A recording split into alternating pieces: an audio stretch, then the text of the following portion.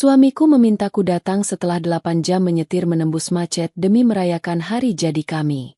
Namun, tak ada kecupan hangat. Ia dan ibu mertuaku justru menyuruhku menjaga kucing karena mereka hendak pergi bulan madu bersama wanita lain. Aku tersenyum. Kehancuran mereka dimulai. Sebelum ceritanya dimulai, silakan tulis di kolom komentar dari daerah mana saja teman-teman yang menonton cerita ini. Dan dengar cerita sambil aktivitas apa? Nyapu, ngepel, tiduran, rebahan atau apa? Yuk kita simak ceritanya. Suasana di ruang rapat lantai 15 gedung perkantoran di Jakarta Selatan itu terasa begitu dingin. Kontras dengan perdebatan hangat yang sedang terjadi di meja bundar.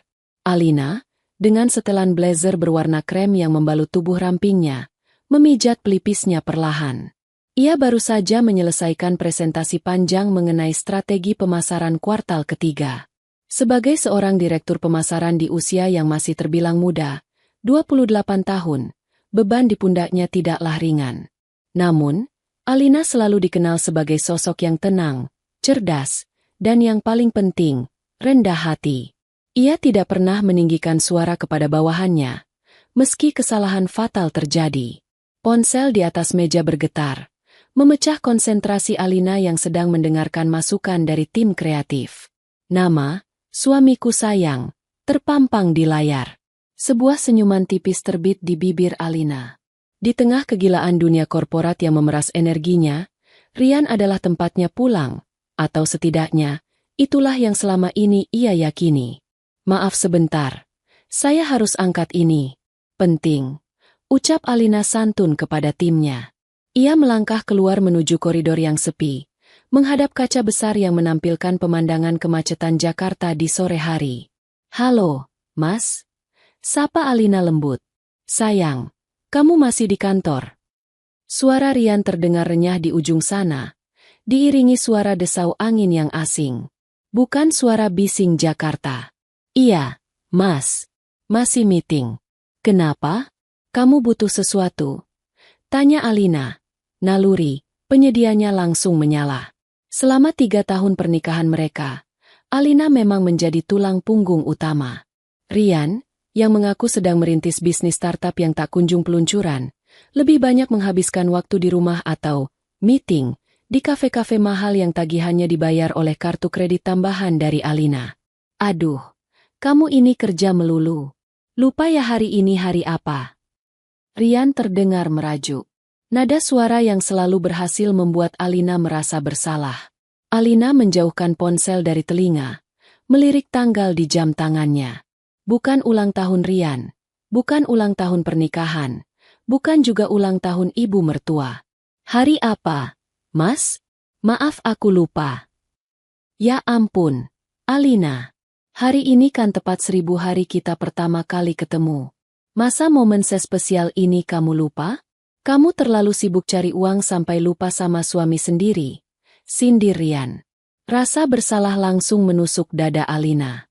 Padahal, ia bekerja keras demi membayar cicilan rumah, mobil, dan gaya hidup Rian serta ibunya, Bu Siska.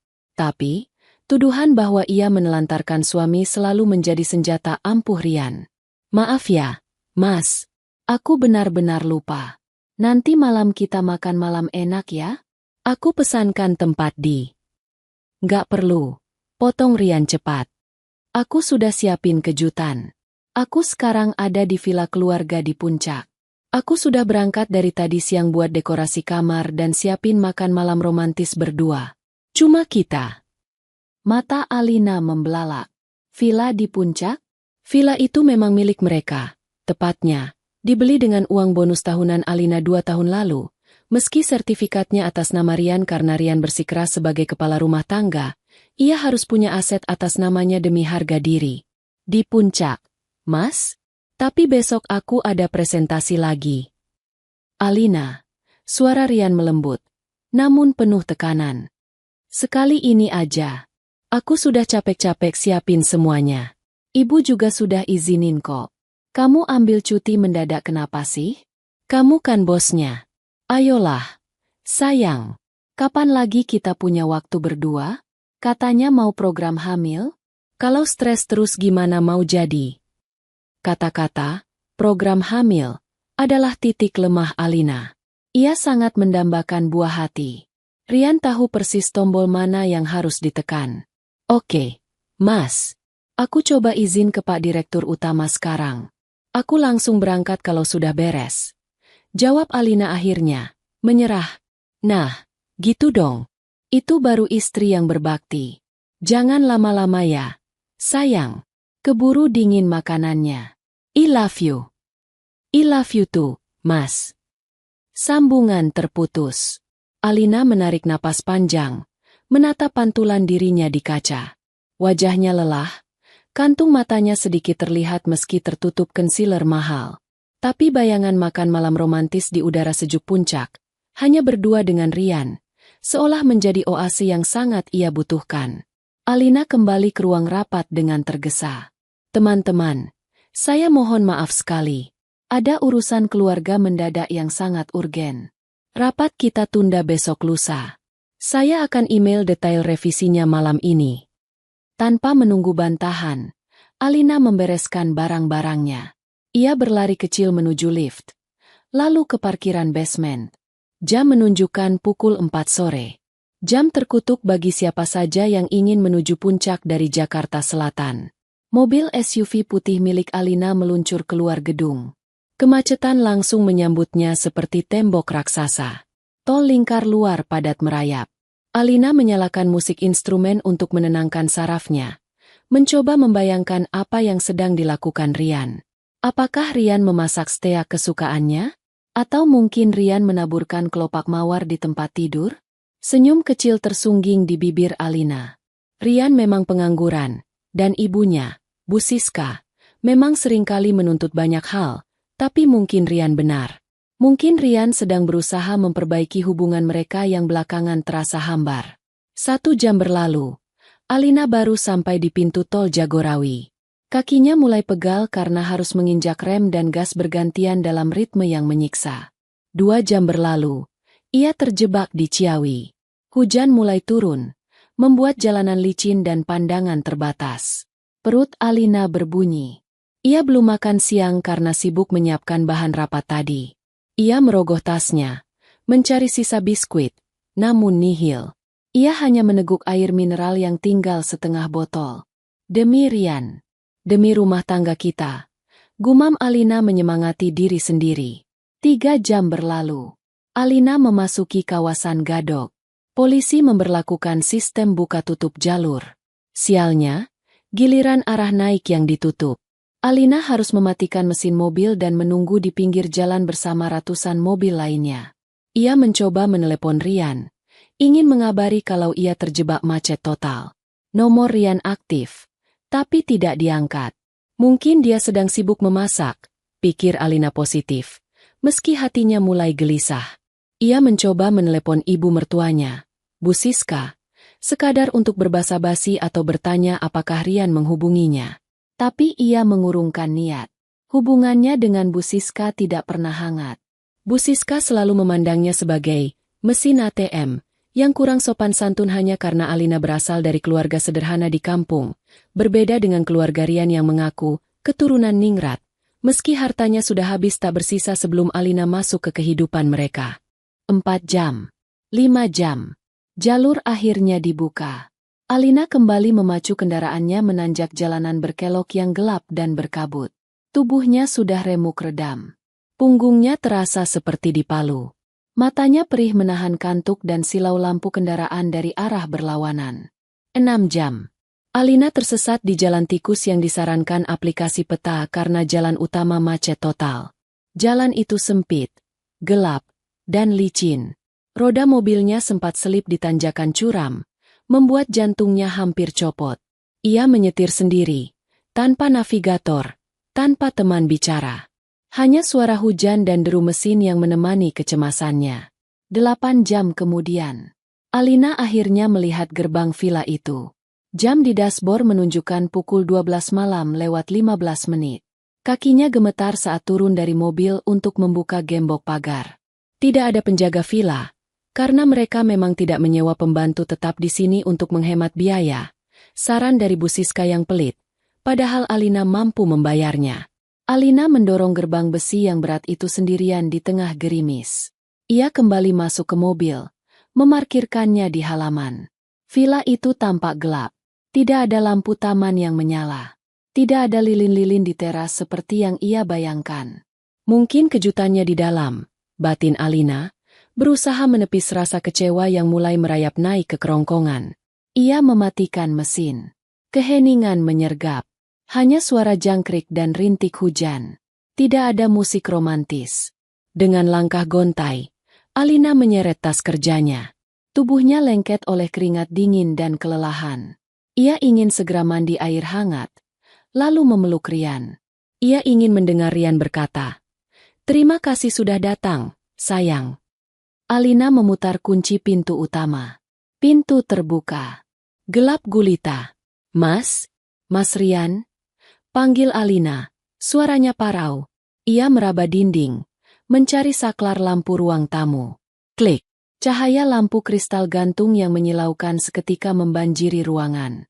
Alina mengerjap, mencoba menyesuaikan penglihatannya. Dan ketika pandangannya jelas, ia terpaku. Tidak ada meja makan dengan lilin. Tidak ada bunga mawar. Tidak ada aroma masakan. Yang ada di hadapannya, di tengah ruang tamu yang luas itu, adalah 5 buah koper besar berjejer rapi. 3 koper berwarna merah marun, 2 koper berwarna hitam mengkilap. Jantung Alina berdetak kencang, tapi bukan karena asmara. Firasat buruk menyergapnya. Alina berdiri mematung di ambang pintu. Tangannya masih memegang gagang pintu yang dingin. Matanya menatap nanar tumpukan koper-koper itu. Mereknya mahal, tentu saja. Karena Alina yang membelikan koper-koper itu untuk Rian dan ibu mertuanya tahun lalu saat mereka merengek minta liburan ke Bali. "Mas Rian?" panggil Alina lagi. Kali ini lebih keras, namun getar kelelahan dalam suaranya tak bisa disembunyikan. Suara langkah kaki terdengar dari arah tangga.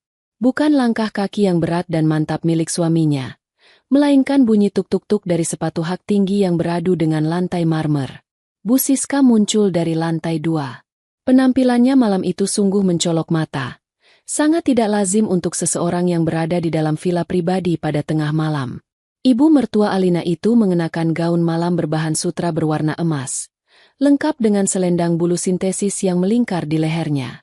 Rambutnya disanggul rapi, wajahnya dipoles make-up tebal seolah-olah ia hendak menghadiri pesta gala, bukan menyambut menantunya yang baru saja menyetir 8 jam. Bu Siska menuruni tangga dengan anggun. Tatapannya langsung terkunci pada Alina. Tidak ada senyum. Tidak ada kehangatan. Tatapan itu adalah tatapan seorang inspektur yang sedang menilai barang dagangan cacat. "Ya ampun, Alina." Suara Bu Siska melengking, memecah kesunyian villa. "Kamu baru sampai. Lihat jam berapa sekarang." Alina menelan ludah. Tenggorokannya terasa kering. "Maaf, Bu. Macetnya parah sekali. Ada buka tutup jalur di Gadok. Terus tadi sempat nyasar karena GPS." Alasan. Potong Bu Siska ketus. Ia sudah sampai di lantai bawah. Berdiri angkuh di depan Alina sambil melipat tangan di dada. Aroma parfum menyengat menguar dari tubuh wanita parubaya itu. Membuat perut Alina yang kosong terasa mual. "Kalau kamu berangkat lebih awal dan gak mentingin pekerjaan kamu yang gak seberapa itu, kamu gak bakal kemalaman. Kamu tahu gak? Kita sudah nunggu lama sampai ngantuk." Alina mengernyit bingung. "Kita? Mas Rian mana, Bu?" Katanya mau anniversary. "CK." Bu Siska berdecak. Matanya menyapu penampilan Alina dari ujung kepala sampai ujung kaki. "Lihat dirimu. Kusut, berminyak, bau asap knalpot. Apa pantas seorang istri menemui suaminya dengan tampang gembel begini? Pantas saja Rian sering ngeluh bosan lihat kamu." Kata-kata itu menghunjam tepat di ulu hati Alina. Ia baru saja bertarung dengan jalanan selama 8 jam, menahan lapar dan lelah, hanya untuk dihina fisiknya begitu sampai. "Bu, saya baru pulang kerja. Langsung nyetir sendiri ke sini." Alina mencoba membela diri. Suaranya bergetar menahan tangis. "Sudah, jangan cengeng. Nggak usah drama." Bu Siska mengibaskan tangannya seolah mengusir lalat. "Simpan air matamu itu. Rian ada di belakang. Lagi siap-siap sama Bella. Bella. Alina mengulang nama itu. Keningnya berkerut. Siapa Bella? Belum sempat Bu Siska menjawab. Pintu kaca yang menghubungkan ruang tamu dengan area kolam renang terbuka. Angin malam berhembus masuk. Rian melangkah masuk dengan wajah sumringah yang langsung berubah datar begitu melihat Alina. Rian mengenakan kemeja linen putih dan celana pendek krem. Gaya santai ala turis. Tapi yang membuat napas Alina tercekat bukan pakaian Rian, melainkan sosok yang mengekor di belakangnya. Seorang wanita muda, mungkin baru awal 20-an, dengan wajah cantik dan tubuh mungil yang terlihat rapuh namun menggoda. Wanita itu mengenakan summer dress bermotif bunga-bunga yang memperlihatkan bahu mulusnya. Ia memegang lengan Rian dengan akrab. Terlalu akrab. Alina. Udah sampai? Sapa Rian santai.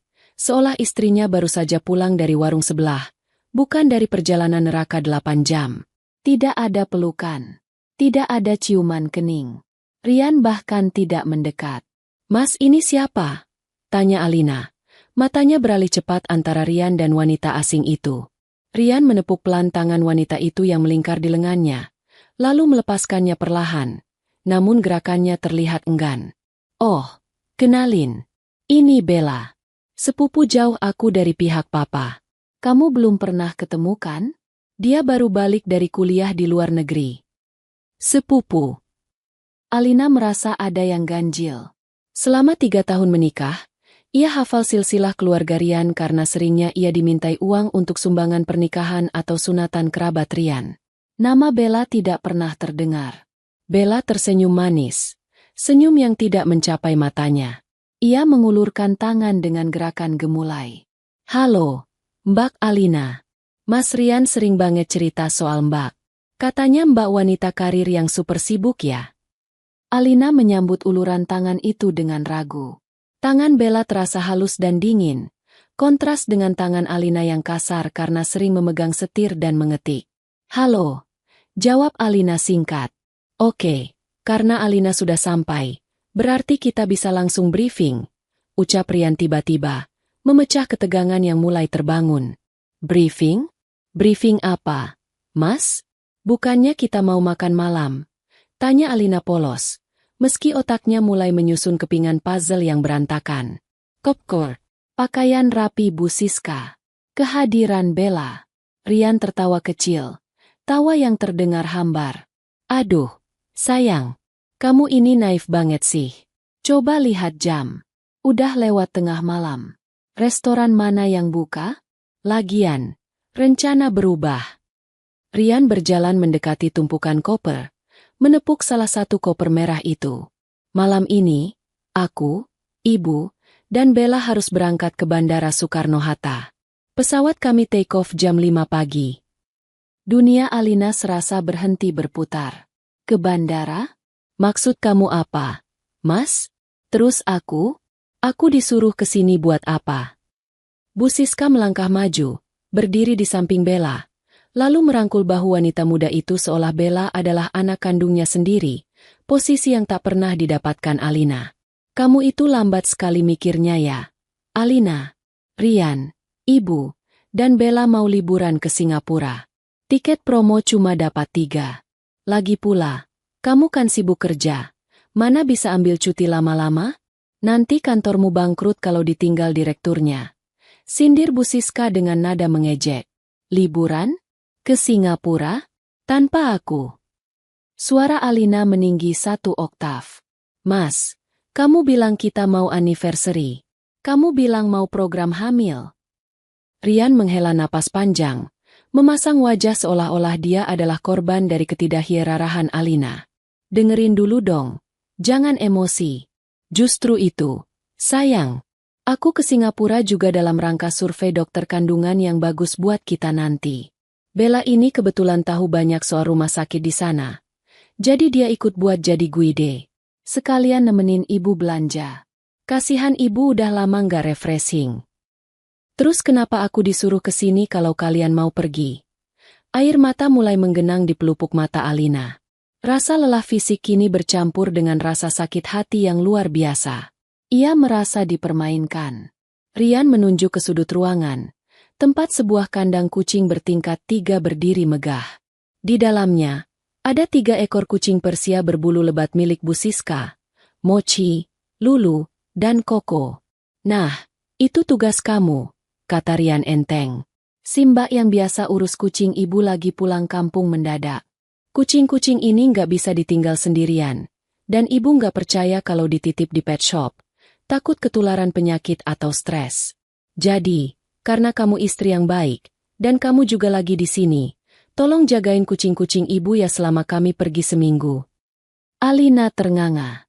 Mulutnya terbuka tapi tidak ada suara yang keluar. Apa? Bu Siska menyambar. Kamu keberatan? Ingat ya, Alina. Kucing-kucing saya ini ras murni. Harganya 1 ekor bisa buat beli motor. Perawatannya mahal. Groomingnya aja lebih mahal dari gaji pembantu. Jadi kamu jangan sembarangan urusnya. Jadi, Alina terbata-bata.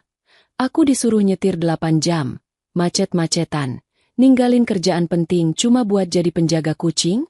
Sementara kalian jalan-jalan pakai uang. Alina menahan kalimatnya. Ia ingin berteriak, pakai uangku. Tapi ia tahu itu hanya akan memicu pertengkaran hebat yang akan berakhir dengan Rian yang playing victim. Bella menutup mulutnya. Terkikik kecil. Aduh, Mas Rian.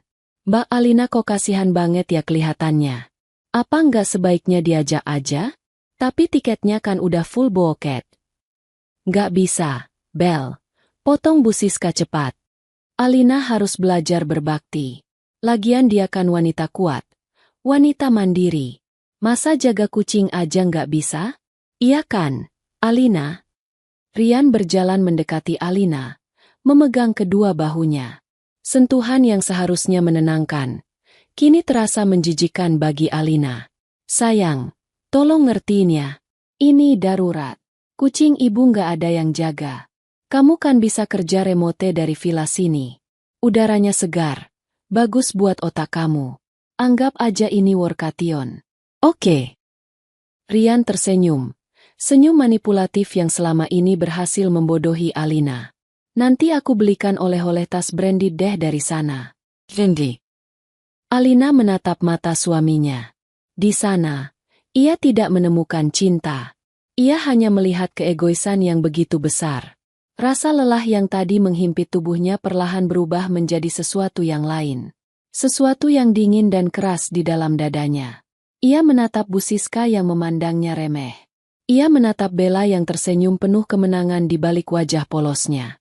Dan ia menatap koper-koper yang dibeli dengan keringatnya sendiri. Baik, ucap Alina pelan, hampir berbisik. Nah, gitu dong, seru Rian girang, melepaskan tangannya dari bahu Alina. Itu baru istri Rian. Ya udah, kamu istirahat Gih. Kami mau loading koper ke mobil taksi online yang sebentar lagi datang. Mobil kamu nggak usah dipakai antar kami ya. Kamu kan capek.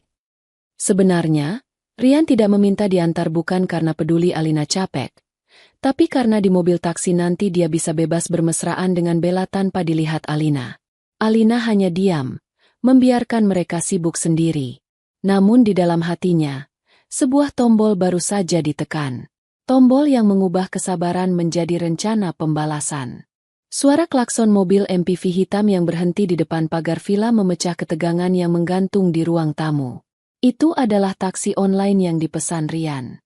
Cahaya lampu mobil menembus kaca jendela, menyinari wajah Alina yang pucat dan kelelahan. Di hadapannya, 3 manusia yang seharusnya menjadi keluarga terdekatnya justru tampak seperti orang asing yang sedang bersiap untuk evakuasi. Meninggalkan Alina sendirian di medan perang. Nah, jemputan sudah datang. Seru Rian dengan nada yang terlalu ceria, seolah berusaha menutupi kecanggungannya.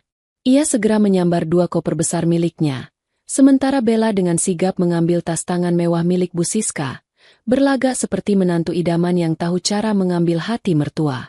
Alina masih berdiri mematung di dekat sofa. Kakinya terasa berat, seolah terpaku ke lantai marmer yang dingin. Rasa lelah menyetir 8 jam kini bercampur dengan rasa mual akibat kenyataan pahit yang baru saja disodorkan ke wajahnya. Ia menatap Rian yang mondar-mandir mengangkut barang, berharap ada sedikit saja rasa penyesalan di mata suaminya itu. Namun, nihil. Rian justru tampak bersemangat. Matanya berbinar membayangkan liburan mewah di Singapura. Mas, panggil Alina lirih saat Rian kembali masuk untuk mengambil koper terakhir. Kamu serius? Aku beneran ditinggal di sini cuma buat jaga kucing. Rian menghentikan langkahnya sejenak. Ia menghela napas panjang, sebuah ekspresi yang selalu ia gunakan untuk membuat Alina merasa bersalah. Seolah pertanyaan Alina adalah beban tambahan bagi hidupnya yang sudah berat. Rian berjalan mendekat, lalu meletakkan kedua tangannya di bahu Alina.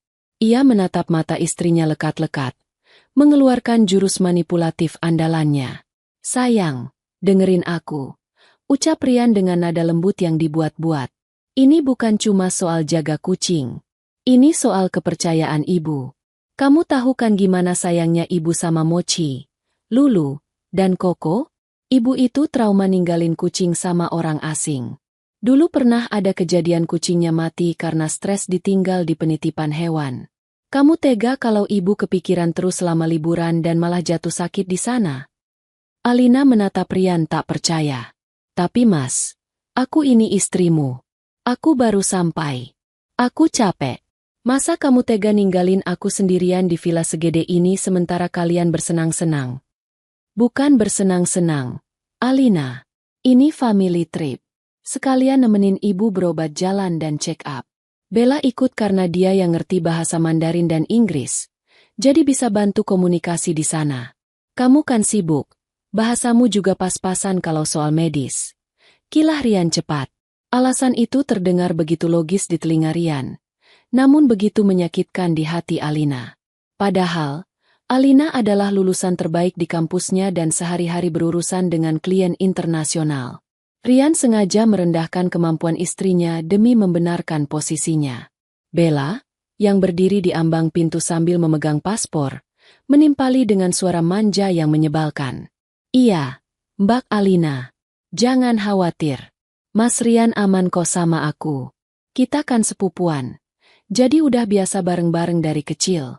Lagian Mbak Alina kan wanita karir. Pasti bosen kalau diajak keliling belanja atau nemenin Tante Siska terapi. Mending Mbak istirahat di sini. Nikmatin udara segar puncak. Kata-kata Bella seolah menyiram bensin ke dalam api amarah yang mulai menyala di dada Alina. Wanita muda itu berbicara seolah-olah dia lebih mengenal Rian dan keluarganya daripada Alina. Cara Bella memandang Rian, tatapan memuja yang tak ditutup-tutupi, membuat insting istri dalam diri Alina berteriak waspada. Tidak ada sepupu yang menatap sepupunya seperti itu.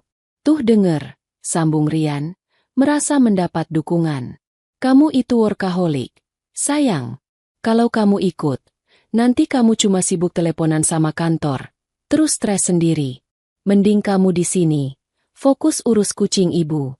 Anggap aja ini latihan kalau nanti kita punya bayi. Ngurus 3 kucing manja itu nggak gampang loh, butuh kesabaran ekstra. Kalau kamu berhasil, berarti kamu siap jadi ibu. Logika macam apa itu? Alina ingin berteriak, memuntahkan segala sumpah serapah. Menyamakan mengurus kucing mertua dengan mengurus anak kandung adalah penghinaan intelektual. Namun, tubuhnya terlalu lelah untuk berdebat.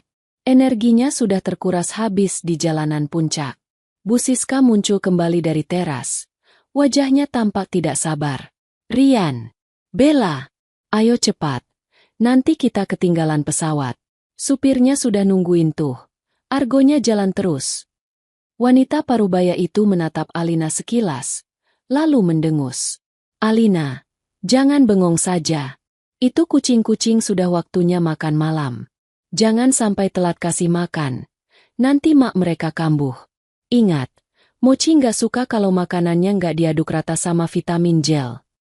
Tanpa menunggu jawaban Alina, Bu Siska berjalan keluar dengan angkuh.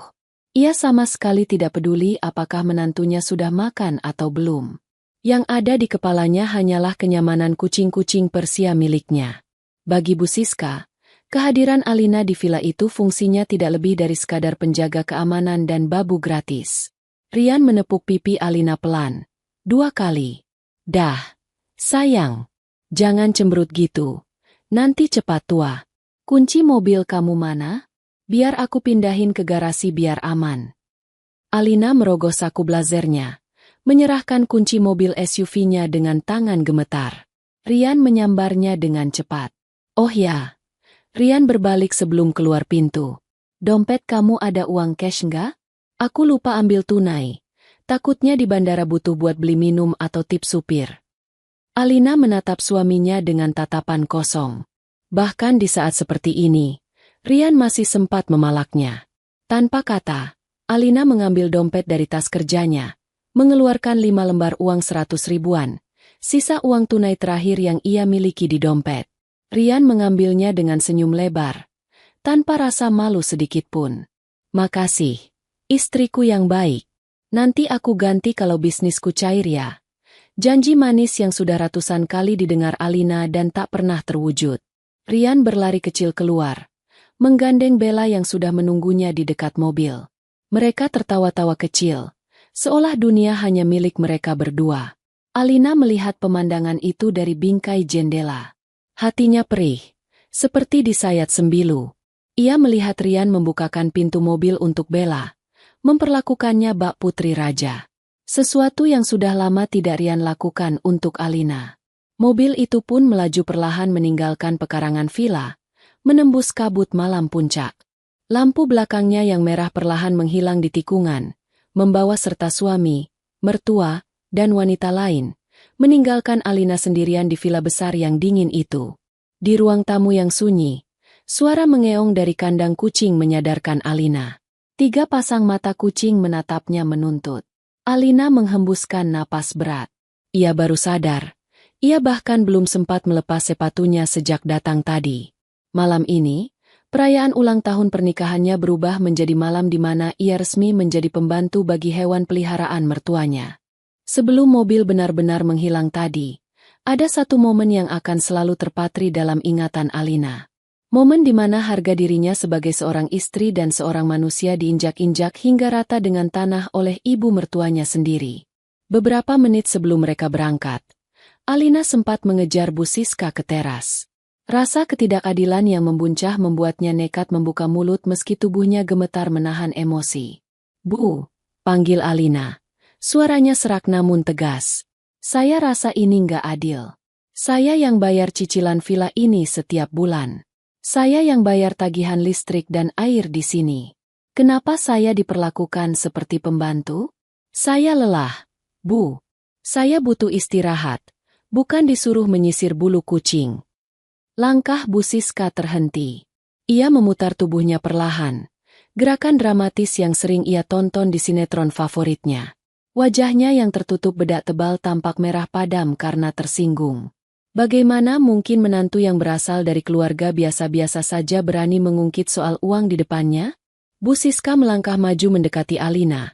Jari telunjuknya yang dihiasi cincin berlian, hadiah dari Rian menggunakan kartu kredit Alina, menuding tepat ke wajah menantunya. "Heh, Alina, lancang sekali mulutmu," desis Bu Siska tajam. Matanya melotot, penuh kebencian. "Kamu pikir karena kamu yang cari uang, kamu bisa seenaknya mengatur saya? Kamu lupa kodrat kamu sebagai istri? Tugas istri itu melayani suami dan keluarga suami. Kalau Rian minta kamu jaga kucing, ya kamu lakukan. Jangan banyak protes." "Tapi saya juga manusia, Bu. Saya punya batas lelah," bantah Alina. Air mata mulai mengalir di pipinya yang kusam. Bu Siska tertawa. Tawa yang kering dan meremehkan. "Manusia? Kamu itu di mata saya cuma beruntung saja bisa nikah sama anak saya yang ganteng dan keturunan terhormat. Kalau bukan karena Rian kasihan sama kamu yang perawan tua dan gila kerja, kamu nggak bakal dapat suami." Kata-kata itu begitu kejam. Rian dan Alina menikah saat Alina berusia 25 tahun, usia yang sangat wajar. Namun di mata Bu Siska, Alina hanyalah wanita desa yang beruntung dipungut oleh putranya. Padahal kenyataannya, keluarga Rianlah yang bangkrut dan hidup dari gaji Alina. "Dengar ya, Alina," lanjut Bu Siska, suaranya semakin tinggi. "Kamu jangan sombong mentang-mentang punya gaji besar. Asal kamu tahu, Kucing-kucingku itu ras asli Peaknose silsilah juara. Harga satu ekornya lebih mahal daripada gaji kamu sebulan. Biaya perawatan bulu mereka, vitamin impor mereka, itu jauh lebih berharga daripada keringat kamu yang bau asap itu. Jadi sadar diri. Derajat kamu di rumah ini itu di bawah kucing-kucing saya kalau kamu nggak becus melayani suami. Hati Alina hancur berkeping-keping. Ia tidak menyangka mertuanya bisa mengucapkan kalimat sekeji itu. Membandingkan menantu manusia yang telah berkorban segalanya dengan hewan peliharaan. Bella, yang berdiri di samping mobil, tertawa kecil sambil menutup mulutnya dengan anggun. Ia memeluk lengan Rian yang hanya diam saja melihat istrinya dihina. Aduh, Tante Siska benar juga sih. Kucing Peaknose kan sensitif banget. Kalau Mbak Alina nggak telaten, bisa-bisa bulunya rontok karena stres. Mbak Alina kan kelihatannya kasar, biasa kerja lapangan. Rian tidak membela Alina. Ia justru mengangguk setuju. Makanya, sayang, kamu buktikan dong kalau kamu bisa lembut. Jangan cuma bisa perintah bawahan di kantor. Urus kucing ibu dengan baik. Itu cara kamu berbakti sama orang tua. Setelah itu, Rian menyerahkan sebuah gulungan kertas yang cukup panjang kepada Alina. Nih, ibu sudah tulis daftar tugas kamu selama kami pergi. Baca baik-baik. Jangan sampai ada yang terlewat. Ini sop perawatan Mochi, Lulu, dan Koko. Alina menerima kertas itu dengan tangan lemas. Ketika gulungan itu dibuka, ujungnya menjuntai hingga menyentuh lantai. Kertas itu penuh dengan tulisan tangan Bu Siska yang rapat dan mendetail. Isi daftarnya sungguh tidak masuk akal. Alina membacanya sekilas di bawah keremangan lampu teras.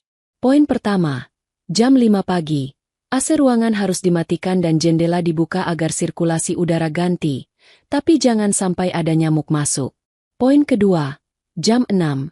Lap mata kucing dengan kapas yang dicelup air hangat steril, harus air mineral mahal, bukan air keran rebusan.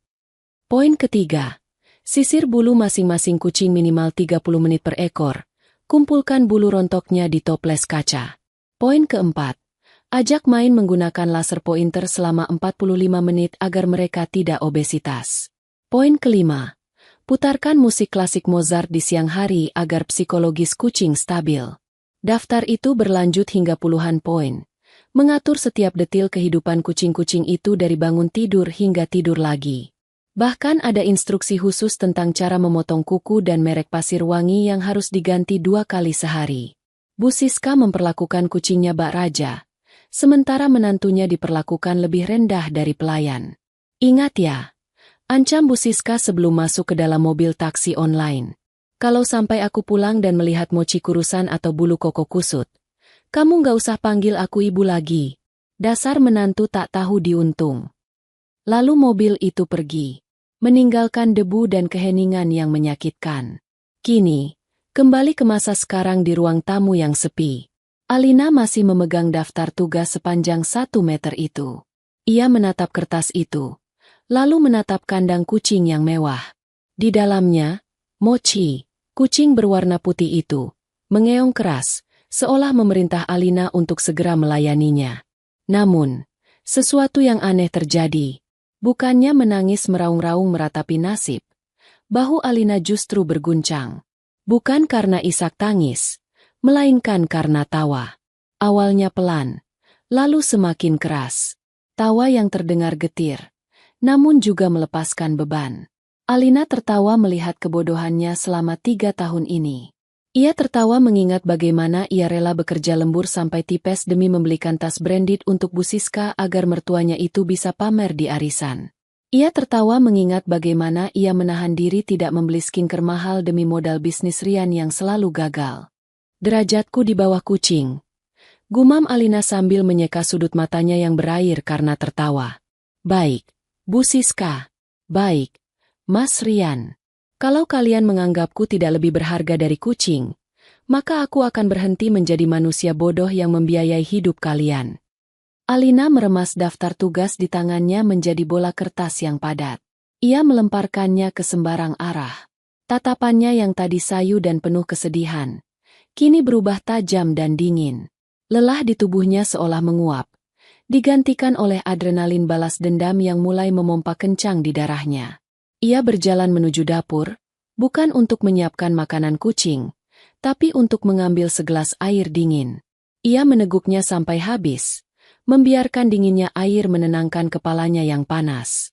Lalu, matanya tertuju pada pintu kamar utama di lantai bawah. Kamar yang seharusnya menjadi tempatnya beristirahat malam ini, namun dikunci oleh Rian sebelum pergi dengan alasan, kuncinya dibawa ibu. Tapi mereka lupa satu hal. Villa ini dibeli dengan uang Alina. Alina adalah orang yang sangat teliti. Ia punya kunci cadangan untuk setiap pintu di properti ini, yang ia sembunyikan di tempat yang Rian tidak akan pernah tahu, di balik lukisan abstrak yang tergantung di lorong menuju dapur. Alina menurunkan lukisan itu, mengambil kunci kecil yang tertempel di belakang bingkai. Dengan langkah mantap, ia berjalan menuju kamar utama. Ia tahu ada brankas di dalam lemari pakaian. Brankas yang selama ini dilarang Rian untuk disentuh dengan alasan privasi bisnis. Malam ini, tidak ada lagi privasi. Malam ini, Alina akan membongkar semua bangkai yang disembunyikan suaminya. Jika mereka pikir Alina akan menghabiskan waktu seminggu ini untuk menjadi babu kucing, mereka salah besar. Alina akan menggunakan waktu ini untuk menghitung setiap sen uangnya yang telah mereka curi, dan memastikan mereka membayarnya dengan harga yang sangat mahal. Langkah Alina terdengar samar di atas lantai kayu villa yang dingin. Di luar, hujan mulai reda, menyisakan suara tetesan air dari talang atap yang berirama monoton, seolah menghitung detik-detik kehancuran hati Alina. Ia berdiri di depan pintu kamar utama. Tangannya yang memegang kunci cadangan sedikit gemetar, bukan karena takut, melainkan karena gelombang adrenalin yang tiba-tiba membanjiri pembuluh darahnya. Selama 3 tahun pernikahan, kamar ini adalah wilayah terlarang baginya setiap kali Rian beralasan sedang bekerja. Rian selalu mengatakan bahwa ia butuh privasi untuk mengurus dokumen rahasia perusahaan rintisannya, dan Alina, dengan segala kepolosannya, selalu menghormati batasan itu. Namun malam ini, batas itu akan ia dobrak. Alina memasukkan anak kunci kecil itu ke lubang pintu. Klik. Suara kunci terbuka terdengar begitu nyaring di telinganya. Ia memutar gagang pintu dan mendorongnya perlahan. Aroma parfum menyengat langsung menyambut indera penciumannya. Itu bukan aroma maskulin Rian, melainkan aroma manis yang bercampur dengan bau alkohol samar. Itu adalah parfum Bella. Aroma yang sama dengan yang tercium saat wanita itu memeluk lengan Rian di ruang tamu tadi. Alina menyalakan lampu. Pemandangan di dalam kamar itu membuat perutnya mual. Tempat tidur berantakan, spray kusut tak karuan, dan ada beberapa pakaian dalam wanita berserakan di lantai, bukan miliknya. Rupanya, sebelum Alina datang, mereka sudah bersenang-senang di sini.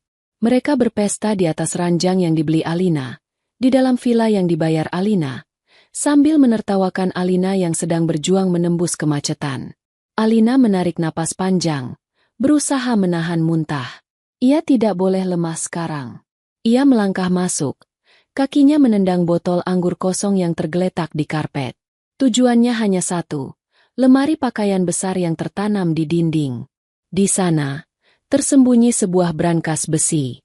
Rian pikir brankas itu aman karena hanya dia yang tahu kodenya. Tapi Rian lupa, Alina adalah orang yang membeli brankas itu. Alina memiliki kunci master manual yang bisa membuka brankas tanpa kode elektronik. Kunci yang selalu ia simpan di gantungan kunci cadangan villa karena sifatnya yang paranoid terhadap keadaan darurat. Siapa sangka, paranoia itu kini menyelamatkannya. Alina berlutut di depan brankas. Dengan tangan yang kini sudah stabil, ia memasukkan kunci master dan memutarnya. Pintu besi berat itu terbuka dengan desisan halus. Jantung Alina berdegup kencang saat melihat isinya. Ia mengira akan menemukan tumpukan dokumen utang atau surat-surat gadai, mengingat Rian selalu mengeluh tidak punya uang. Namun, yang ia temukan justru sebaliknya. Di rak paling atas, tersusun rapi gepokan uang tunai dalam pecahan 100.000 dan 50.000. Jumlahnya mungkin puluhan juta rupiah. Uang yang selama ini Rian bilang tidak ada. Uang yang seharusnya bisa dipakai untuk memperbaiki atap rumah Ibu Alina di kampung yang bocor. Tapi Rian selalu bilang, nanti ya, Bisnisku lagi seret. Air mata mulai menetes di pipi Alina, panas dan menyakitkan. Jadi selama ini Rian menimbun uang pemberian Alina? Setiap kali Alina mentransfer uang untuk modal usaha, uang itu tidak diputar, melainkan disimpan di sini. Tangan Alina bergerak-gerak kedua. Di sana ada beberapa paspor. Alina mengambilnya. Ada paspor Rian, paspor Bu Siska, dan paspor Bella. Ia membuka paspor Rian. Matanya membelalak melihat cap imigrasi. 3 bulan lalu, Thailand. 6 bulan lalu, Jepang. 1 tahun lalu, Turki. Alina menutup mulutnya, menahan isak tangis yang hendak meledak. 3 bulan lalu, Rian bilang ia sedang bisnis trip ke Surabaya mencari investor. 6 bulan lalu, Rian bilang ia ikut pelatihan wirausaha di Bandung selama seminggu. Ternyata, semua itu bohong. Rian pergi ke luar negeri. Dan ketika Alina memeriksa paspor Bella, tanggal cap imigrasinya sama persis dengan milik Rian. Mereka sudah berselingkuh lama sekali. Bahkan mungkin sejak awal pernikahan Alina. Bella bukan sepupu jauh yang baru pulang kuliah. Bella adalah wanita simpanan yang dibiayai dengan keringat Alina. Namun, kejutan terbesar belum muncul. Di dasar brankas, terselip sebuah amplop coklat besar dengan logo sebuah rumah sakit ibu dan anak ternama di Jakarta Selatan. Tangan Alina gemetar hebat saat meraih amplop itu. Firasatnya menjerit, mengatakan bahwa apa yang ada di dalam amplop ini akan mengubah hidupnya selamanya. Perlahan, Alina mengeluarkan isinya. Sebuah buku tabungan berwarna biru dan selembar hasil pemeriksaan medis. Alina membuka buku tabungan itu terlebih dahulu. Itu adalah rekening bersama atas nama Rian dan Bella. Saldo terakhir yang tercetak di sana membuat mata Alina berkunang-kunang. 500 juta rupiah. 500 miliar rupiah. Uang itu jelas berasal dari bonus tahunan Alina yang ia berikan kepada Rian tahun lalu untuk investasi tanah, yang katanya gagal total. Rian bilang uangnya hilang ditipu makelar. Ternyata, uang itu aman tersimpan di rekening ini, menjadi dana abadi untuk perselingkuhan mereka. Alina melempar buku tabungan itu ke lantai, lalu beralih ke kertas hasil medis. Itu adalah foto USG. Hitam putih, buram, namun keterangannya sangat jelas. Nama pasien, Bella Anindya. Usia kandungan, 12 minggu.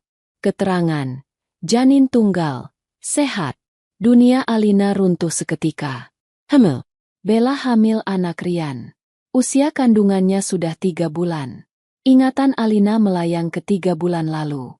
Saat itu, Alina menangis di pelukan Rian karena haidnya datang lagi. Alina sangat ingin punya anak. Ia sudah minum berbagai vitamin, mengikuti diet ketat, bahkan rela suntik hormon yang menyakitkan. Rian saat itu memeluknya dan berkata, "Sabar ya, sayang. Mungkin Tuhan belum kasih karena kita disuruh pacaran dulu." Padahal, di saat yang sama, Rian sudah menanam benih di rahim wanita lain. Dan malam ini, Rian bilang mereka ke Singapura untuk survei dokter kandungan buat Alina. Bohong besar. Mereka ke Singapura untuk baby moon. Mereka merayakan kehamilan Bella.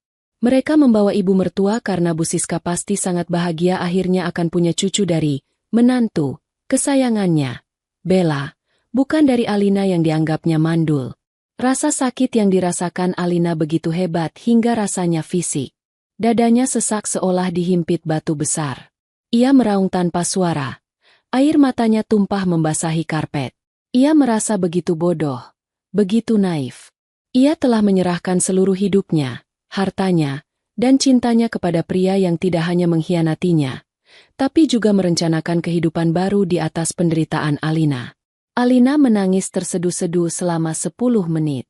Ia biarkan rasa sakit itu menguasainya, menghancurkannya untuk yang terakhir kali.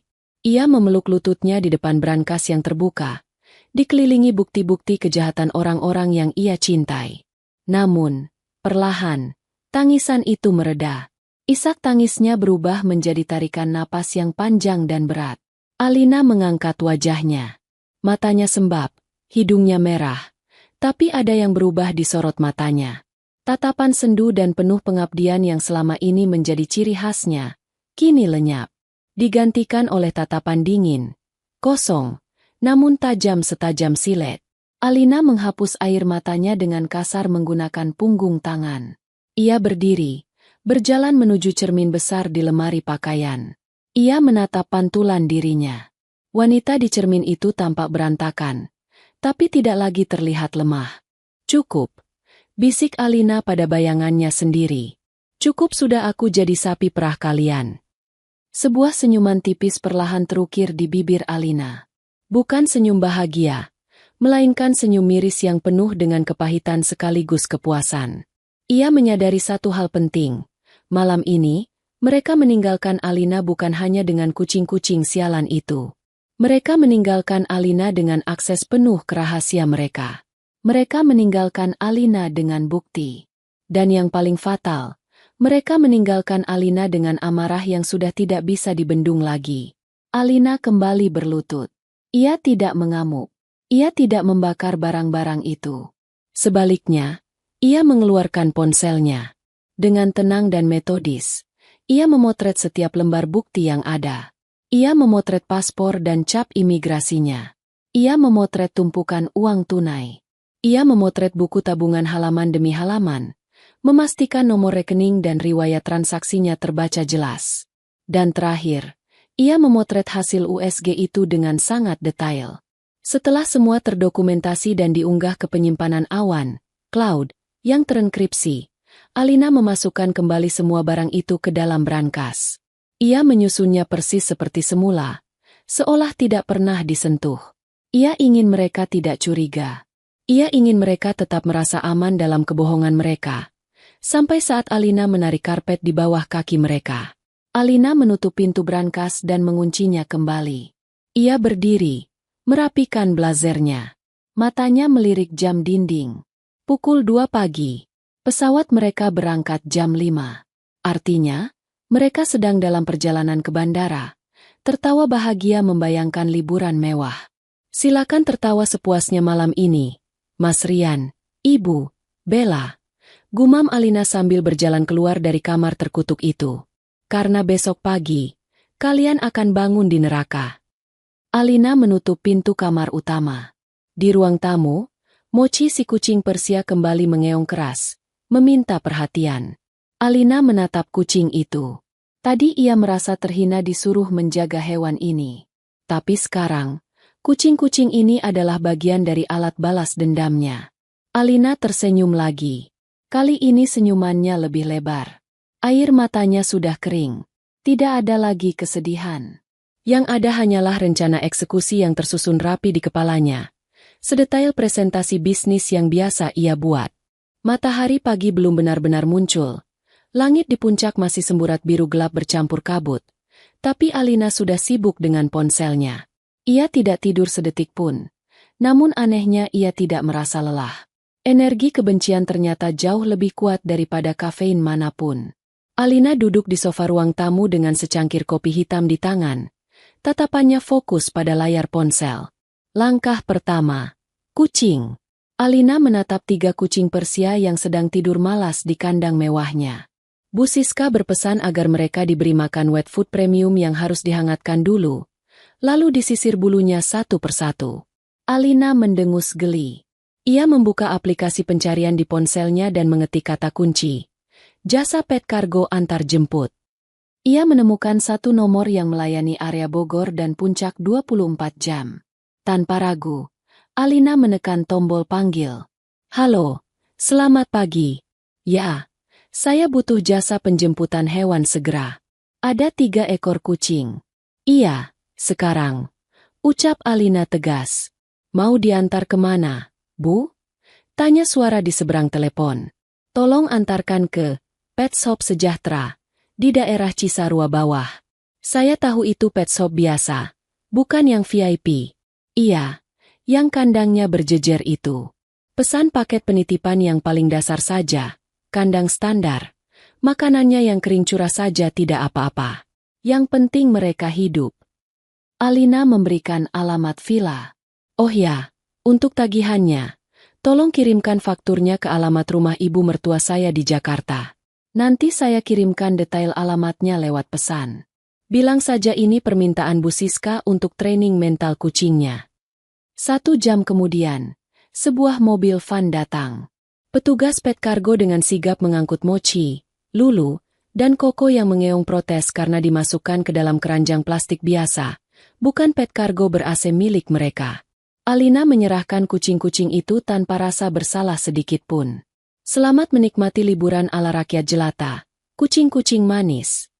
Gumam Alina sambil melambaikan tangan saat mobil itu pergi. Tugas penjaga kucing. Selesai. Langkah kedua. Keuangan. Ini adalah bagian favorit Alina. Ia duduk kembali, membuka aplikasi mobile banking prioritas miliknya. Sebagai nasabah prioritas, Alina memiliki akses khusus dan layanan 24 jam. Ia melihat daftar kartu kredit yang terhubung dengan akun utamanya. Ada 3 kartu tambahan, supplementary cards. 1 dipegang Rian, limit 50 juta rupiah, 1 dipegang Bu Siska, limit 30 juta rupiah, dan 1 lagi kartu cadangan yang ternyata, berdasarkan mutasi transaksi terakhir, sering digunakan untuk belanja kosmetik di toko daring, yang Alina yakini dipegang oleh Bella. Alina menekan tombol panggil layanan prioritas. Selamat pagi, Ibu Alina.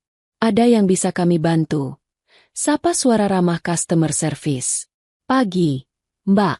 Saya mau melaporkan aktivitas mencurigakan. Saya rasa dompet saya tertinggal di suatu tempat dan saya khawatir data kartu kredit saya bocor. Demi keamanan, tolong blokir permanen semua kartu tambahan yang terhubung ke rekening saya. Ya, semuanya. Kartu suami saya, kartu ibu saya, semuanya. Baik, Ibu. Akan kami proses segera.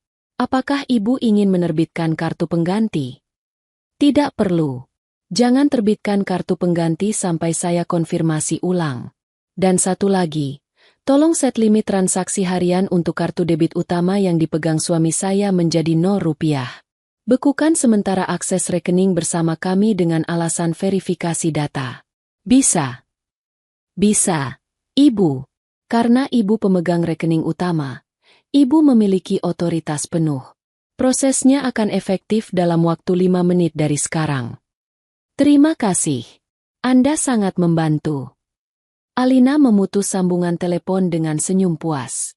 Dalam 5 menit, Rian, Bu Siska, dan Bella akan menjadi gelandangan di negeri orang. Mereka berangkat hanya membawa sedikit uang tunai, hasil palak dari dompet Alina semalam, karena mereka sangat bergantung pada kartu kredit Alina untuk belanja, makan, dan hotel. Alina membayangkan wajah panik mereka saat kartu digesek dan mesin EDC berbunyi decline. Langkah ketiga. Villa. Alina melihat sekeliling villa yang luas itu. Villa ini adalah aset berharga. Sayang kalau dibiarkan kosong. Rian sangat membanggakan villa ini sebagai simbol status sosialnya. Ia melarang keras villa ini disewakan karena takut aura ningrat-nya rusak oleh orang asing.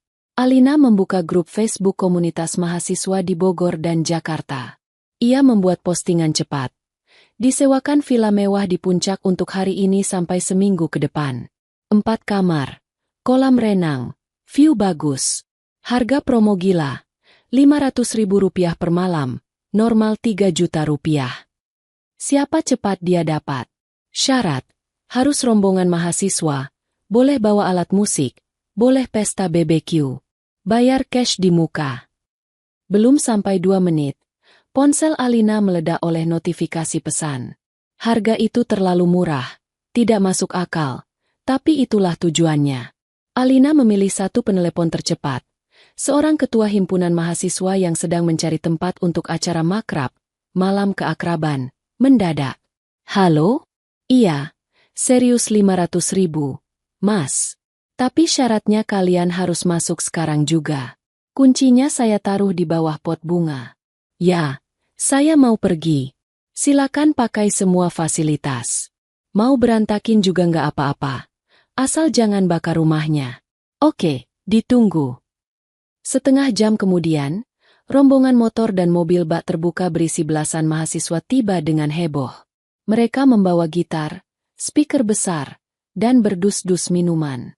Suasana villa yang tadinya hening dan sakral bagi Bu Siska, seketika berubah menjadi riuh rendah suara tawa anak muda. "Mbak Alina ya?" tanya si ketua mahasiswa, pemuda gondrong yang sopan. "Iya, ini kuncinya." Alina menyerahkan kunci rumah. "Anggap rumah sendiri. Kalau ada tetangga protes berisik, bilang aja disuruh Pak Rian pesta. Selamat bersenang-senang." Alina menerima uang sewa itu. Hanya recehan dibanding gajinya, tapi rasanya sangat nikmat. Ia membiarkan para mahasiswa itu mulai menyetel musik dangdut koplo dengan volume maksimal. Rian pasti akan terkena serangan jantung kalau tahu, istananya dipakai untuk dangdut koplo oleh mahasiswa. Langkah terakhir, hadiah untuk diri sendiri.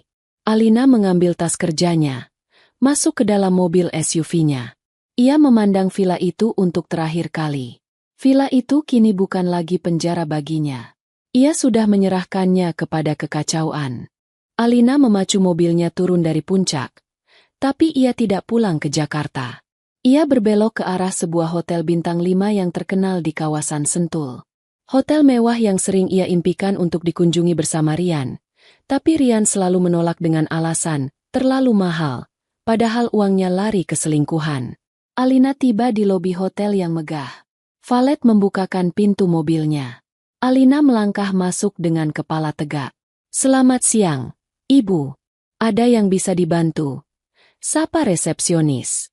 "Saya mau presidential suite untuk 3 malam. Jawab Alina mantap. "Saya juga mau pesan paket spa lengkap, manicure, pedicure, dan reservasi makan malam wagyu steak di restoran terbaik hotel ini."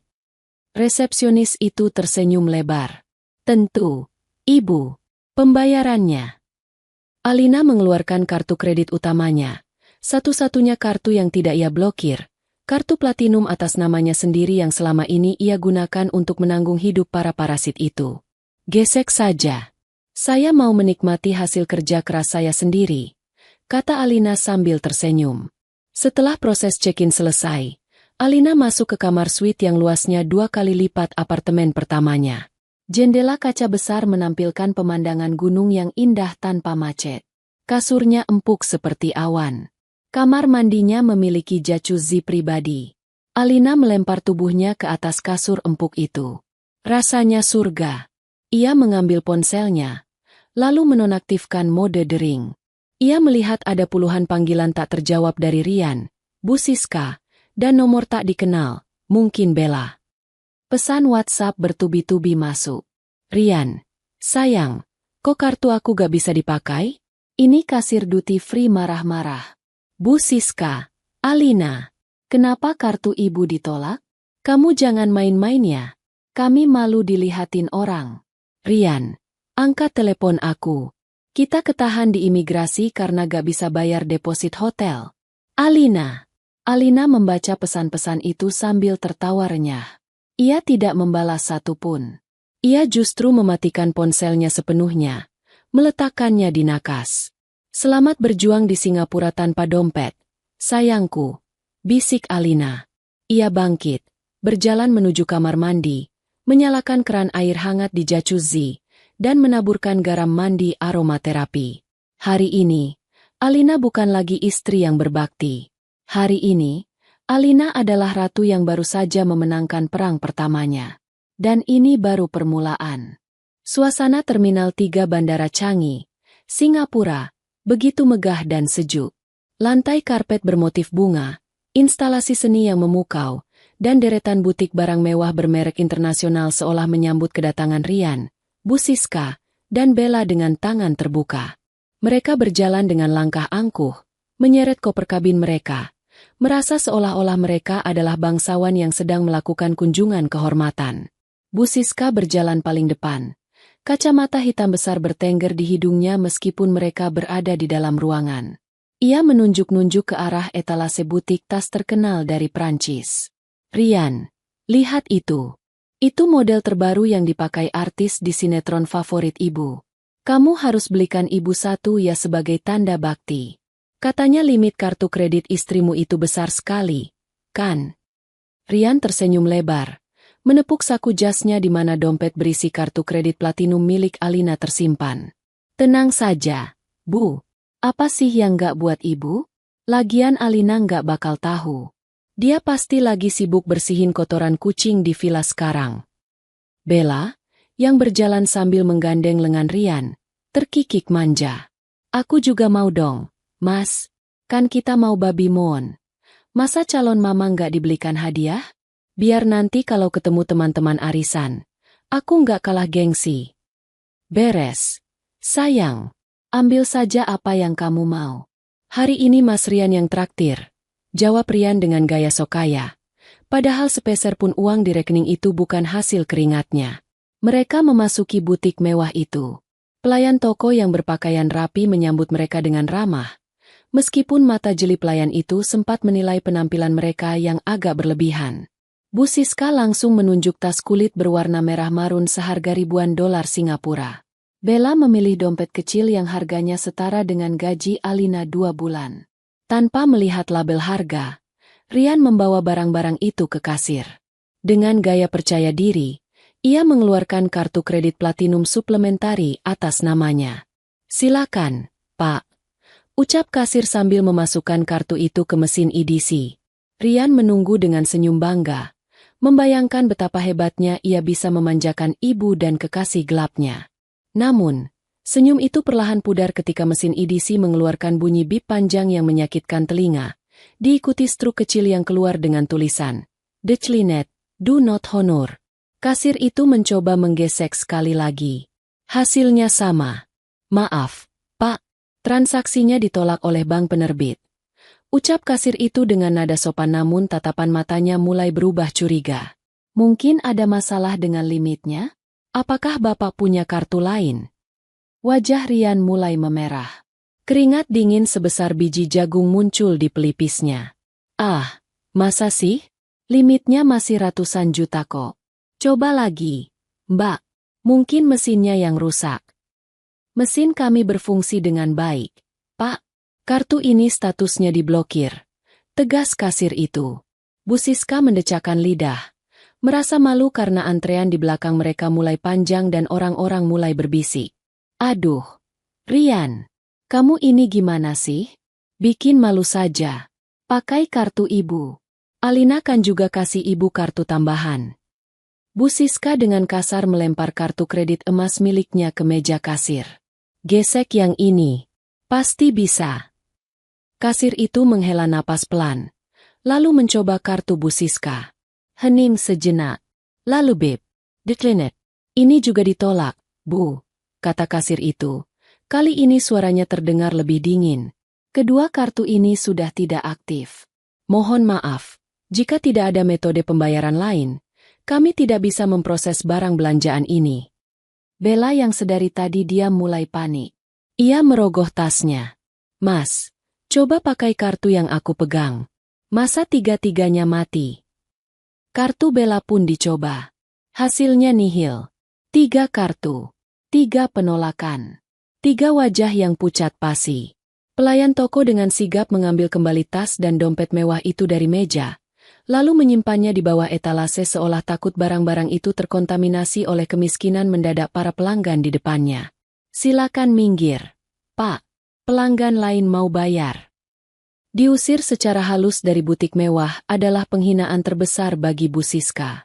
Ia berjalan keluar dengan langkah cepat. Napasnya memburu karena emosi. Rian, ini maksudnya apa? Kenapa semua kartu Alina nggak bisa dipakai? Kamu bilang semuanya aman. Rian panik luar biasa. Ia mengeluarkan ponselnya, mencoba menelepon Alina. Sebentar. Bu, aku telepon Alina. Pasti dia lupa bayar tagihan atau ada kesalahan sistem. Dasar istri nggak becus. Rian menekan nomor Alina. Terdengar nada sambung sekali, lalu langsung terputus. Ia mencoba lagi. Nomor yang Anda tuju sedang tidak aktif atau berada di luar jangkauan. Nggak diangkat. Bu, ponselnya mati. Seru Rian frustrasi. Coba telepon ke rumah. Telepon ke kantornya. Jerit Bella, yang mulai merasa lapar dan lelah berdiri dengan sepatu hak tingginya. Kandungannya yang masih muda membuatnya mudah lelah. Mereka mencoba segala cara, tapi Alina seolah lenyap di telan bumi. Di tengah kepanikan itu, Rian baru menyadari satu hal fatal. Karena terlalu mengandalkan kartu kredit Alina, ia hanya membawa uang tunai Singapura, SGD, dalam jumlah yang sangat sedikit. Hanya cukup untuk ongkos taksi, bukan untuk makan mewah apalagi belanja. Uang rupiah yang ia, palak, dari Alina semalam pun jumlahnya tak seberapa jika dikurskan. Kita ke hotel dulu saja, putus Rian, berusaha tetap menjadi pemimpin. Kita check-in dulu, istirahat. Pakai wifi hotel buat hubungi Alina lewat WhatsApp. Mungkin sinyal selulernya yang jelek. Mereka menyeret koper dengan langkah gontai menuju pangkalan taksi. Tujuan mereka adalah hotel bintang 5 di kawasan Marina Bay yang terkenal mahal. Sepanjang perjalanan, Bu Siska terus mengomel, menyalahkan Rian yang tidak mengecek kartu sebelum berangkat. Bella hanya diam sambil memegangi perutnya. Wajah manisnya kini terlihat masam. Sesampainya di lobi hotel yang megah, bencana kedua terjadi. Selamat siang, Tuan Rian. Reservasi atas nama Anda sudah kami terima. Sapa resepsionis ramah. Sesuai prosedur, kami memerlukan kartu kredit untuk deposit jaminan selama menginap, atau deposit tunai sebesar $500 per malam. Rian menelan ludah. Ia menyerahkan kartu Alina lagi, berharap ada keajaiban. Declinet. Maaf, Pak, kartu ditolak. Ucap resepsionis. Kalau tunai? Tanya Rian lemas. Bisa, Pak. Total untuk 3 malam ditambah deposit jadi $2.000. Rian membuka dompetnya. Kosong. Ia hanya punya beberapa lembar uang kertas yang bahkan tidak cukup untuk membayar 1 malam di kamar termurah hotel itu. Begini. Mbak, ada masalah dengan bank saya di Indonesia. Bisa tidak saya masuk kamar dulu? Nanti istri saya akan transfer. Rian mencoba bernegosiasi. Resepsionis itu tersenyum tipis. Senyum profesional yang menyiratkan penolakan tegas. Mohon maaf, Pak. Kebijakan hotel kami no deposit, no check-in. Jika Bapak tidak bisa melakukan pembayaran sekarang, kami tidak bisa memberikan kunci kamar. Diusir dari butik. Kini mereka diusir dari hotel.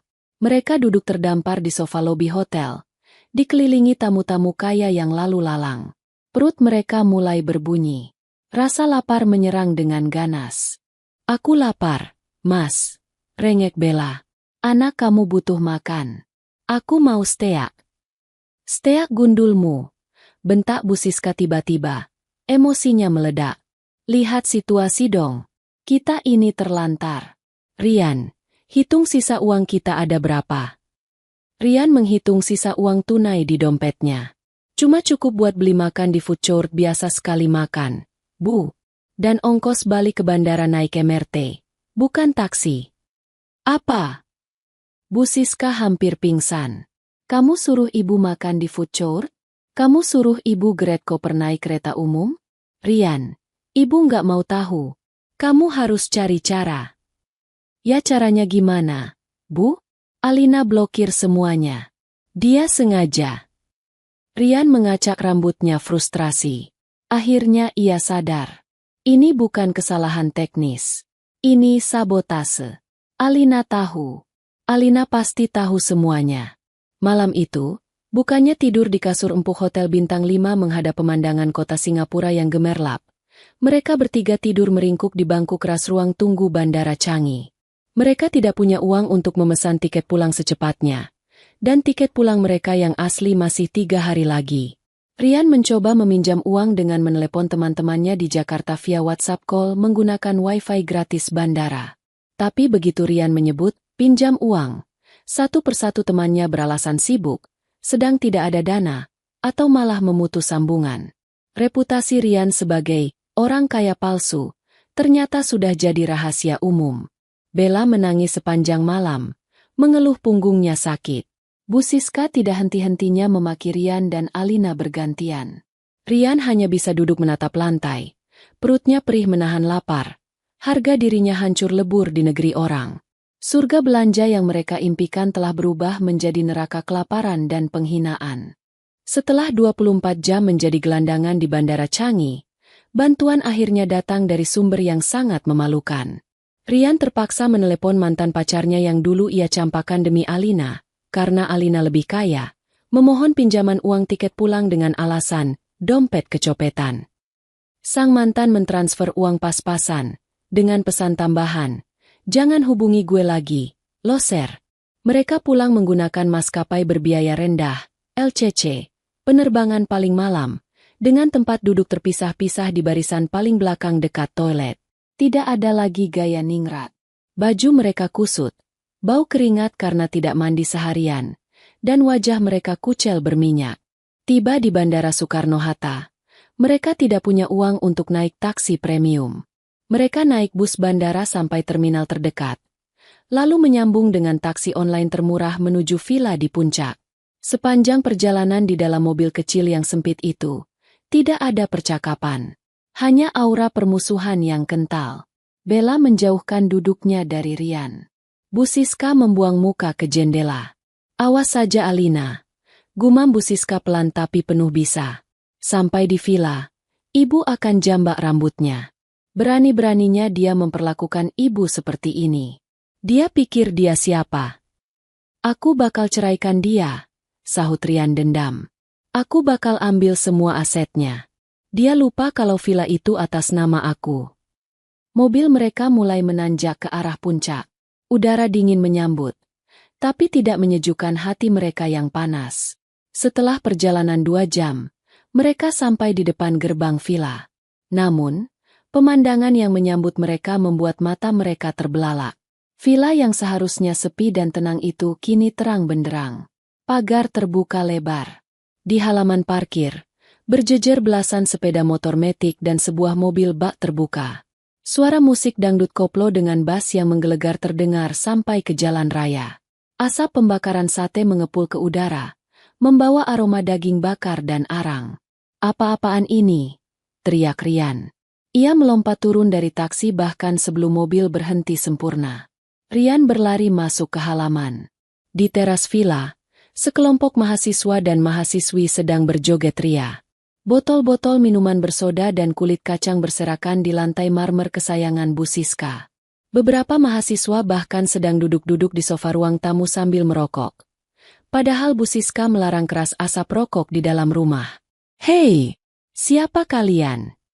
Rian berteriak sekuat tenaga, mengalahkan suara speaker. Musik berhenti mendadak. Para mahasiswa itu menoleh, menatap Rian, Bu Siska, dan Bella yang tampak seperti pengemis elit yang nyasar. Seorang pemuda gondrong dengan kaos panitia maju menghampiri. "Woles, Bang. Jangan ngegas.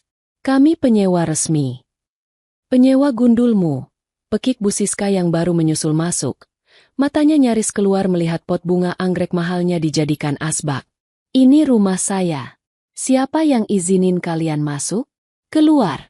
Keluar sekarang atau saya panggil polisi." Pemuda itu tertawa santai. "Loh, ibu jangan marah-marah. Kami sudah bayar lunas kok sama pemiliknya. Mbak Alina. Nih buktinya." Ia menunjukkan percakapan WhatsApp dan bukti transfer di ponselnya. "Mbak Alina bilang villa ini kosong seminggu. Kami boleh pakai buat makrab. Murah banget lagi. 500.000 semalam. Rejeki anak soleh." Tambah pemuda itu disambut tawa teman-temannya. 500.000. Rian merasa jantungnya berhenti berdetak. Villa miliaran rupiah disewakan seharga kamar kos-kosan? Alina benar-benar sudah gila. "Itu istri saya. Dia nggak berhak sewain ini tanpa izin saya." Rian mencoba maju, hendak memukul pemuda itu, tapi teman-teman mahasiswa yang lain, yang badannya lebih kekar, segera berdiri pasang badan. "Bang, kami sewa legal. Kuncinya dikasih sama Mbak Alina.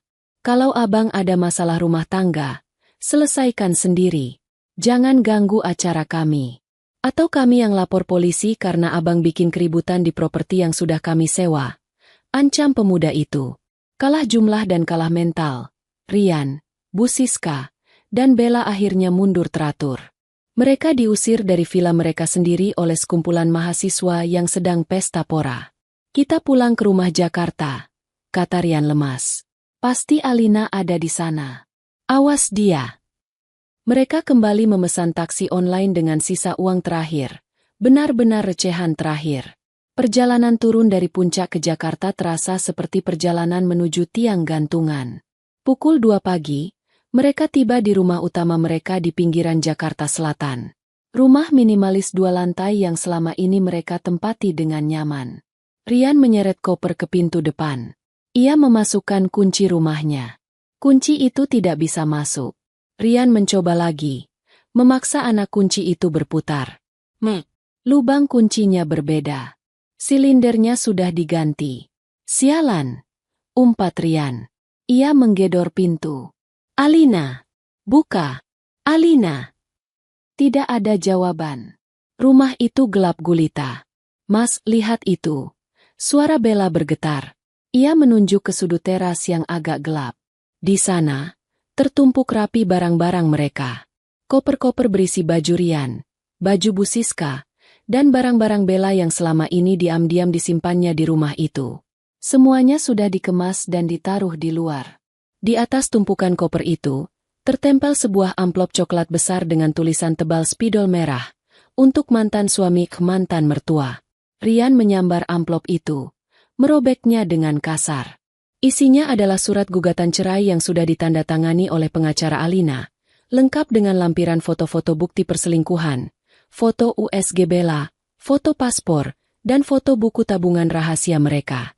Bu Siska merebut kertas itu, membacanya sekilas, lalu menjerit histeris. Apa ini? Dia mau ceraikan kamu?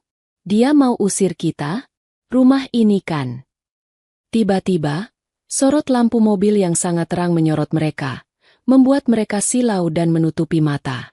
Sebuah mobil sport 2 pintu berwarna merah menyala. Mobil impian yang sering Rian bicarakan tapi tak pernah mampu beli, berhenti tepat di depan pagar. Pintu mobil terbuka. Sepasang kaki jenjang dengan sepatu hak tinggi turun. Itu Alina. Tapi bukan Alina yang kucel dan berminyak seperti 2 hari lalu. Alina malam ini tampak memukau. Ia mengenakan dress hitam elegan yang membalut tubuhnya dengan sempurna. Rambutnya yang baru di-blow di salon mahal tergerai indah. Wajahnya glowing sehat, dan aroma parfum mahal menguar dari tubuhnya. Ia tidak masuk ke halaman. Ia hanya berdiri bersandar di pintu mobil barunya, yang ternyata mobil sewaan kelas atas, sambil melipat tangan di dada. Senyum di bibirnya dingin, namun matanya menyala penuh kemenangan. Alina! Rian berlari mendekat pagar, tapi pagar itu digembok dari dalam. Ia mengguncang pagar besi itu seperti narapidana. Buka pintunya. Kamu apa-apaan ganti kunci? Ini rumahku juga. Rumahmu. Alina tertawa renyah. Suara yang terdengar begitu merdu namun menusuk. Coba baca lagi sertifikatnya. Mas, rumah ini, villa di puncak, mobil SUV yang aku ambil kemarin, semuanya dibeli pakai uang siapa? Engkau. Dan secara hukum, karena kamu tidak punya pekerjaan dan tidak pernah nafkahin aku, pengadilan pasti akan berpihak padaku. Apalagi dengan bukti zina yang kamu lakukan sama wanita murahan itu. Alina melirik Bella yang bersembunyi di balik punggung Bu Siska. Dan Bu Siska, lanjut Alina, tatapannya beralih ke mertuanya. Kucing-kucing ibu ada di pet shop pinggir jalan di Cisarua. Tagihannya sudah saya kirim ke sini. Silakan ditebus sendiri kalau punya uang.